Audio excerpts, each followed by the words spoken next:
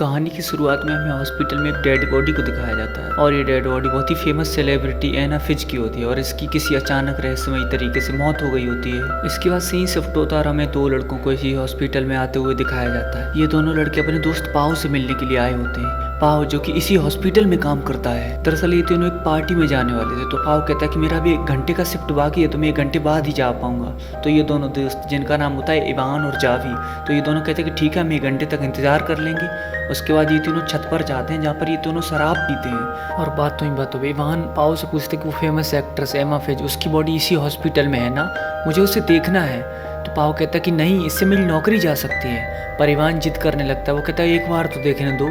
तो उसके बाद पाओ उसे वहाँ पर लेके जाता है। जब ये तीनों अंदर जाते हैं तो वहाँ पर पहले से ही बहुत सारी डेड बॉडीज रखी हुई होती हैं। तभी पाओ वहाँ पर एक डेड बॉडी के पास जाता है और उसका कपड़ा हटाने लगता है। तो इन दोनों को लग रहा था कि ये एमा फिज की बॉडी है, मगर वो एमा फिज की बॉडी नहीं बल्कि एक बूढ़ी महिला की बॉडी होती है, जिसको ये देखकर ये दोनों डर गए होते हैं। दरअसल पाओ इनके साथ मजाक कर रहा होता है, मगर तभी पाओ एमा फिज की बॉडी के पास जाता है और उसके फेस से कपड़ा हटाता है, जहाँ पर इवान देखता है कि एमा की बॉडी पर कोई भी क्लॉथ नहीं है। जिसको देखकर इवान के अंदर का शैतान जाग जाता है और वो एमा की बॉडी को इधर उधर गलत तरीके से टच करने लगता है, जिसको देखकर जावी बोलता है कि ये सब गलत है, हमें डेड बॉडी के साथ ऐसा नहीं करना चाहिए। मगर तभी इवान जावी से कहता है कि इसमें गलत क्या है, अगर हमें किसी फेमस सेलिब्रिटी के साथ ऐसा करने का मौका मिलता है तो हम ऐसा क्यों नहीं करेंगे। अब यहाँ पर पाओ जावी से कहता है कि तुझे डरने की कोई ज़रूरत नहीं है, मैं इससे पहले भी एक डेड बॉडी के साथ इससे ज़्यादा कर चुका हूँ। अब जावी को मजबूरी में इनका दोस्त होने के कारण इनका साथ देना पड़ता है। जावी इनको रोकने की बहुत कोशिश करता है, पर इवान के अंदर का शैतान अब जाग चुका था। पाओ जावी को लेकर वहीं एक पास के कमरे में चला जाता है और उधर दूसरी तरफ इवान डेड बॉडी के साथ दुष्कर्म करना चालू कर देता है। उसके बाद इवान जब डेड बॉडी के साथ रेप कर लेता है तो उसके बाद फिर पाओ का नंबर आता है। पाओ जब डेड बॉडी के साथ दुष्कर्म कर रहा होता है तभी अचानक से एना की आंख खुल जाती है, यानी वो जीवित हो जाती है, मतलब मरी हुई डेड बॉडी जिंदा हो जाती है।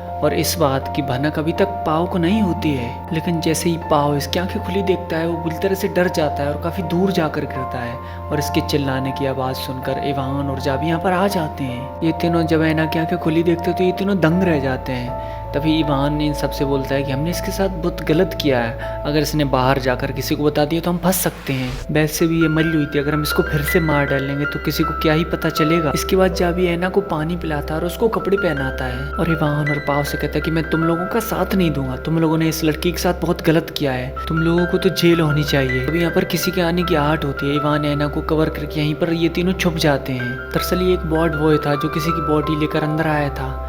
एना की बॉडी पैरालाइज थी तो एना यहाँ से उठ नहीं सकती थी, पर एना यहाँ से हेल्प हेल्प चिल्लाने की कोशिश करती है, पर ये वार्ड बॉय एना की आवाज़ नहीं सुन पाता है क्योंकि इसने ईयरफोन्स पहन रखे थे।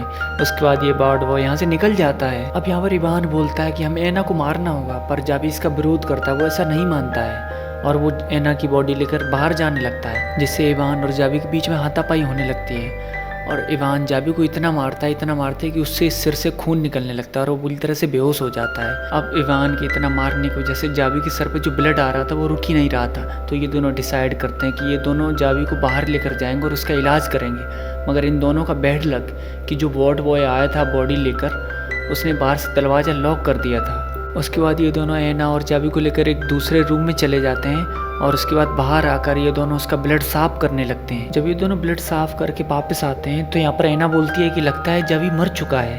तभी इन्हें बाहर से किसी के आने की आहट होती है, जिसको देखकर एना हेल्प हेल्प चिल्लाने लगती है। तो इवान उसका मुंह पकड़ता है और तभी पाओ बाहर जाकर कहता है कि अरे यार, मुझे तो वार्ड बॉय बाहर से लॉक कर गया था, मैं अंदर फंस गया था, चलो बाहर चलते हैं। और पाओ बाहर चला जाता है। थोड़ी देर बाद जब वो अंदर आता है, जब वो अंदर आकर देखता है तब तक जावी की मृत्यु हो चुकी होती है।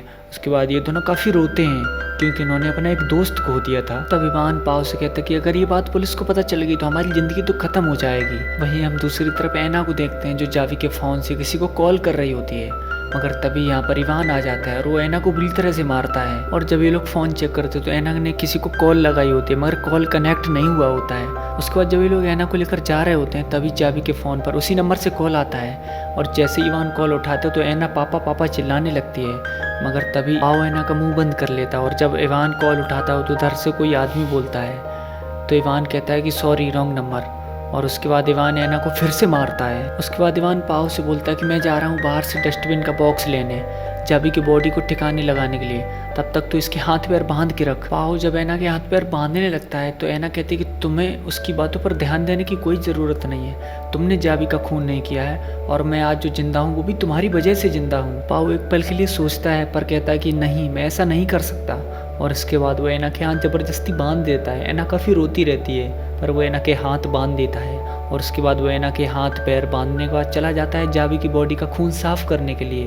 वहीं दूसरी तरफ ऐना खुद को आज़ाद कर लेती है और रेंगते रेंगते लिफ्ट की तरफ बढ़ने लगती है। वहीं जब इवान इधर आता है तो हम देखते हैं कि ऐना गायब है। वहीं हमें दूसरी तरफ ऐना को दिखाया जाता है जो रेंगते रेंगते लिफ्ट की तरफ बढ़ रही होती है। दरअसल ऐना की बॉडी पैरालाइज है, उसके हाथ तो ठीक हो गए पर उसके पैर अभी भी काम नहीं कर रहे होते हैं। वहीं इवान तभी लिफ्ट की तरफ आ जाता है और वो ऐना को पैर से खींचकर इधर लाता है और कहता है कि तू जहाँ से आई है मैं तुझे वहीं पर पहुँचा दूंगा, ज़्यादा होशियार बनने की कोशिश मत कर। तभी इवान पाओ से कहता है कि हमें इसे मारना होगा और हमें इसकी दम घोंट कर यानी इसकी सांस रोक कर मारना होगा ताकि कोई चोट का निशान ना आए, लोगों को शक भी ना हो। और वो एक कपड़ा पाओ को देता है कि लो मारो इसे।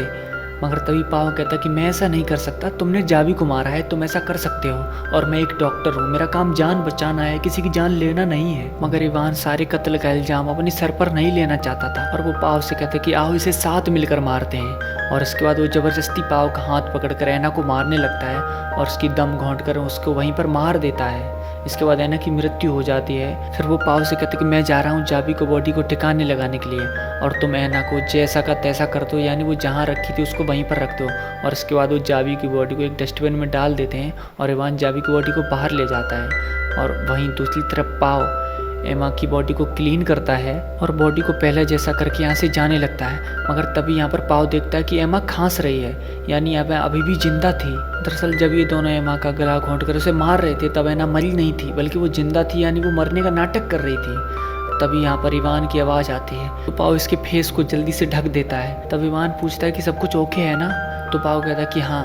तो इवान कहता है कि चलो यहाँ से, फिर हम चलते हैं, जल्दी से निकलो यहाँ से। उसके बाद ये दोनों जब जाने लगते हैं तो इवान अपना आइडेंटिटी कार्ड अंदर ही भूल गया होता है। तो जल्दी से जब अंदर आकर देखता है तो वो देखता है कि ऐना तो जिंदा है। और इसके बाद वो पाओ को लड़ने लगता है। वो कहता है कि तुमने मुझे धोखा दिया। और जब वो पाओ को मार रहा होता है तब ये ऐना पीछे से इवान की गर्दन पर और पीठ पर चाकू मार कर उसे मार देती है। ये देखकर पाओ कहता है कि हमें ऐसा नहीं करना चाहिए था। मगर तभी ऐना चाकू लेकर पाओ के पेट में मार देती है और उसे तब तक मारती है जब तक वो मर नहीं जाता है। और मरने के बाद भी कई बार वो पाओ के पेट में चाकू मारती रहती है। और इसी के साथ इस कहानी का यहीं पर अंत हो जाता है। तो दोस्तों आपको ये कहानी कैसी लगी हमें कमेंट करके ज़रूर बताइएगा और साथ ही हमारे यूट्यूब चैनल को सब्सक्राइब और हमारे फेसबुक पेज को फॉलो ज़रूर करिएगा। धन्यवाद।